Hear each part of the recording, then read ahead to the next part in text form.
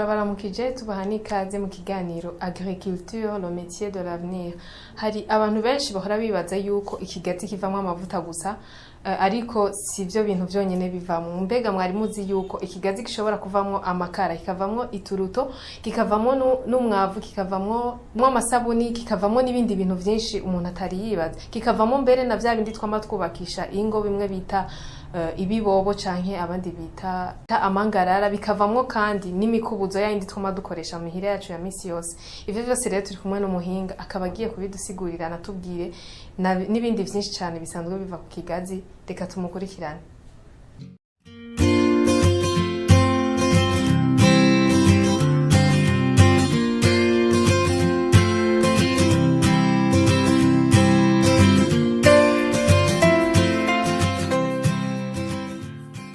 Ikiganiro ni Agriculture métier d'avenir.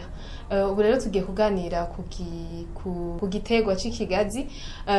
Ikigazi rero gisanzwe kirimwa ahenshi muri kino gihugu cacu, haba cyane cyane mu ntara z'imbo. Ubu rero turi kumwe n'umuhinga mu byo kurima ibigazi, reka atuyagire anatubarire uko bihora bigenda. Kazi. Okay, murakoze cyane. Yego, mutangura mukidondora mukabareba ariko baradukurikirana uwo muri. Murakoze, nitwa Obede Niyokongiro. Sanzwe ndi umuyobozi mukuru wa Societe Cooperative Innovation Business of Bubanza. Ego, muri ko murarima, numvise yuko muri Innovation Business of Bubanza murashimikira cyane ku giterwa c'ikigazi. Mbega wo tubarira uko igiterwa c'ikigazi gisanzwe kirimwa nko hani wacu mu Burundi. Murakoze cyane. Igiterwa c'ikigazi ni igiterwa sinovuga ngo ninjabuka amazi kuko mu leta nibaza ko itaravyemeza cyane, ariko ugerageje kuraba novuga ko ari igiterwa mbumbarugo. Kuvuga umuntu afise ibigazi aba ari umuntu yubashwe muri societe, kuko kigazi ni gitandukanye n'ikawa. Kuko ikawa umuntu ashobora kwimbura mu kiringo runaka, ariko ikigazi coco uguma wimbura ugumurya. Rero uburyo bwo kurima ikigazi ubwa mbere na mbere hoho nosaba abariko baranyumviriza ko si byiza kurima ibigazi umuntu akoresheje irya mivyaro umuntu agenda aratoragura habonye hose. Kugira ngo ikigazi ukirime mu buryo bwiza kandi bwemewe n'amategeko, ubwa mbere na mbere nuko imivyaro y'ibigazi umuntu ayikomanda muri OHP Rumonge. Mu Rumonge nibo rero basanzwe ari abahinga basanzwe bajejwe kuraba imivyaro imeze neza ishobora kuba yoterwa kandi ikagira umwimbu mwiza, ikongera ikaba imivyaro idakunda kugwara ingwara zitandukanye zifata ikigazi. Mu majambo makire iyo umaze kubikomanda muri OHP Rumonge hacabaho gutegura aho uzobitera. Umaze kuhategura ibigazi rero ugenda ukabizana ukabikura mu Rumonge ukabizana. Mu Rumonge wanashaka baratanga umugoronome asangwa agufasha kuba ivyo bigazi woshobora kubitera bikagenda neza. Murakoze. Ego, muhejeje kutubwira yuko ikigazi nibapfa uko bakirima. Ego. Wotubarira ukuntu bategura aho kurimwa ikigazi, ukuntu bategeza kuba hameze, ivyo umuntu ategeza gukurikiza. Murakoze cyane. Ubwa mbere na mbere ikigazi kugira ngo ushobore kugitera urategura aho uzogitera. Ubwa mbere na mbere muko kuhategura nuko harima, ukahakura ibintu byose bimeze nabi. Hama uca wimba ibinogo aho uzobitera. Kandi ni byiza ko ibigazi ushobora kubitera ku murongo, hama kandi ukabitandukanya ku metero hagati y'indwi n'imetero 9. Ego. Ego, hari abantu benshi bazi yuko ku kigazi hava ko bijya bigazi gusa dukuramwo amavuta, ariko abandi nabo kavuga ati oya ikigazi ahubwo nta kintu na kimwe bata kuri ico. Mbega wo tubarira ibintu bisanzwe biva ku kigazi ahanini kugira ngo n'umuntu azi ko hava ko amavuta gusa yumve yuko hava ko n'ibindi bintu byinshi. Navuze ubwa mbere na mbere mu ntango ko ikigazi ni imbumbarugo, koko ni imbumbarugo. Kuko ikigazi umaze kugitera uhejeje kugitera inyuma y'imyaka 2 ubwo nyene ucutangura gusana bamura, kuko bijya bikoko bivako bijya n'amafaranga benshi barabirembeza, bandi bakabikoresha n'ibindi byinshi bitandukanye. Hama ibigazi biravamwe imikubuzo, ibigazi biravamwe ibigazi bimaze kuboneka haravamwe amavuta, haravamwe ibicangaraye. Murabona izimbabura za kijambere zikoreshwa kuri electrique, hariho amakara basanzwe bakoresha nayo ava mu bigazi.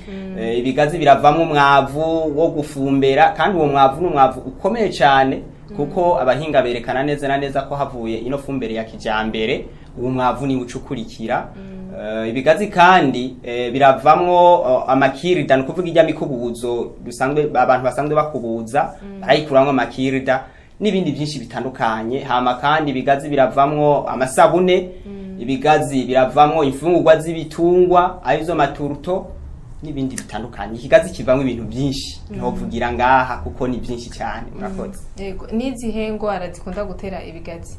Ibigazi biragwara kandi kenshi ingwara zifata ibigazi ni ingwara zigoye kuvura.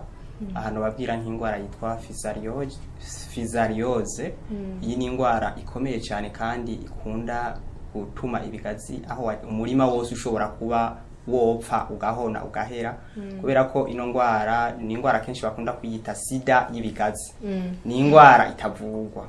Igihe ifashe ibigazi runaka, ibyo bigazi berekana ko bica birandurwa byose bikanaturirwa, kuko iyo ngwara iyo ibandanije igwirirana ngaho hantu wateye ibigazi byose urabirandaguruka bimara. Ni ingwara itavugwa amajambo make, kandi ikunda kuzana na mwivu aho hantu wateye ibigazi ihashitse, kuvuga ubuhuye n'ikibazo. Yego, hama hacabaho n'iyindi ngwara yitwa les ravageurs, aho rero hari udukoko tuza tukongera tukarya ibigazi. Muzosanga kenshi ari ahantu hari hateye ibigazi, ugasanga amababi hari ibikoko birimo bitandukanye. Ubwo rero izo zose ni ingwara zishobora gutuma ikigazi cyatewe gishobora kubangamirwa. Murakoze. Yego, ariko yo uvuze bwa kabiri yo irashobora kuvurwa. Irashobora kuvurwa kandi umurima ugasubira ukamera neza. Murakoze. Hama ijya ya mbere nayo ijya sida y'ibigazi nkuko mwabivuze, mbega yo ifashe ikigazi kica kimera gute? Iyi ngwara iyo ifashe ikigazi, ibimenyetso muzoyibonera ko ubwa mbere na mbere muca mubona ikigazi gitangura kuma amababi ku rugero runini. Ugasanga ikigazi cyari kimeze neza, cyari gitotahaye, mugabo uriya mu kiriya kigazi cyo hagati ugasanga kirumye. Bacho usanga mu minsi mikeya n'igikankara cyangwa kijya gitro cyaco naco nyine cumye. Mbere ico kigazi utakiranduye wowe nyene co nyene kirigwisha kikagwa, kubera ko iyi ngwara izanana hagati na hagati mu kigazi, ikabanza kumisha kajya karingoti kajejwe kuvomera indani, ikigazi kikaba gihonye. Yego. Mbega ikigazi gihora cerera igihe kingana gute kugira ngo umuntu ashobore kuronka ko ivyo byose uhejeje kudondagura? Biravana n'ikigazi wateye, mugabo ibi bigazi bya kijambere umuntu aba yakwiye muri OHP Rumonge, no kuvuga ku myaka 4 utangura kwamura, imyaka hagati y'3 n'4 utangura kuvyamura ko kugeza ikiringo runaka, kuko hariho nibigazi bishobora kumara imyaka 100.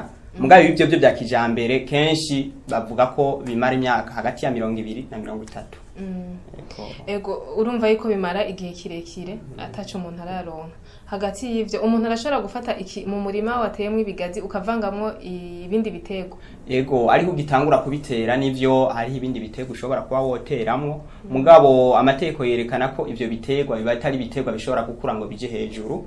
No kuvuga aho umuntu arashobora kuba yoteramwo nk'ibiharage bijya bito bito, umuntu agashiramo nk'ibintu by'ibitunguru n'ibindi bitandukanye, mugabo ntashobora gushiramo imyumbati ngo ashobore gushiramo ibitoki. Ivyo ni ibintu bidashobora kujana. Ego. Hama kandi ikigazi kimaze gukura harabamwo ibindi bintu umuntu ashobora guteramwo. Hatwovuga hariho igitegwa gikunzwe cyane basanzwe bakoramwe amaparfait arico bita patchouli. Ico gitegwa rero ni gitegwa umuntu aca ateramwe ivyo bigazi kugira ngo gishobore gusa no nigisasira ivyo bigazi kugira ngo ibigazi bibandanye bigenda bimererwa neza. Kandi ico gitegwa patchouli naco n'amafaranga menshi umuntu ashobora kugikuramo kuko ikiro bakigurisha amahera 300. Murakoze. Ego, ibigazi byo ntibikenera ya miti dupompa bikiri nka bitowe, ugasanga umuntu ariko arabipompa canke kubivomera, byo ntibihora bikiri. Ibigazi biravomerwa cyane kandi ibigazi birapompwa, ibigazi kandi birahabwa ifumbire kugira ngo bishobore gukura neza. Murakoze. Ego, none dufise ubwoko bungahe bw'ibigazi? Kuko jewe hariho ivyo ntahora numva ngo ibirundi ngo mu rurimi rw'igifaransa bavuga ko hari ibigazi bita dura, hakabaho na tenera. ubwo nibwo bwoko bubiri bw'ibigazi bikunzwe kurima ngaha mu gihugu cy'u Burundi. Ibigazi bya dura ni ibi bigazi usanga bifise uruse runini, ni kuvuga by'abarundi. Hama ibigazi bya tenera navyo ni ibi bigazi bya kijambere OHP Rumonge iri kiragerageza gutanga mu bene gihugu kugira ngo umwimbu ushobore kugwira cyane w'amavuta, maze abene gihugu babandanye batera imbere, abatunzwe n'ubwo nico kigazi babona inyungu zacu mu buryo bugaragara. Murakoze. Yego, harigeze kuba igihe ugasanga bya bigazi birebire cyane vyakuwe biriko birakugwa aho bariko barabikata, OHP iriko itanga ibya bigazi bito bito bidakura ngo bibe birebire cyane, bijya navyo vyaba vyaravuye kuki? Ico byavuye ku bwa mbere na mbere nuko bijya bigazi birebire nta mwimbu mwinshi bitanga mu bijanye n'amavuta, kubera ko nk'akarorero ingunguru y'ibigazi bya tenera umuntu ashobora kubikuramwo amaritiro ari hagati ya 37 na 39. Mugabo bijya bigazi bya dura umuntu afise ingunguru y'ibigazi abikuramwo amaritiro 25. Uca wumva neza na neza ko uko ufise umurima w'ibigazi bya dura nta mwimbu mwinshi azoronka mu bijanye n'amavuta. Mugabo ufise ibigazi bya tenera aronka umwimbu mwinshi. Nico gituma rero leta imaze kubona ako kamaro ka tenera yahavuye ifata ingingo ko ivyo bigazi bya dura byinshi aho biri bo birandura bakabisubiriza na tenera kugira ngo umwimbo w'amavuta ushobore kwiyongera. Murakoze. Yego, kandi warabonetse wariyongereye cyane mu buryo bushimishije. Naco gituma ugiye kuraba henshi hatandukanye abene gihugu bariko barijukira cyane kurima ibigazi vya tenera henshi hashoboka. Natwebwe ivyo tugomba kuzorima hegitari 12 tuzorima ibigazi bya tenera. Murakoze. Yego, Obedi tugushimire cyane rero kuko numuheje kutuyagira mu gitego c'ikigazi. Murakoze cyane. Yego, kandi muheza gigwe. Yego namwe.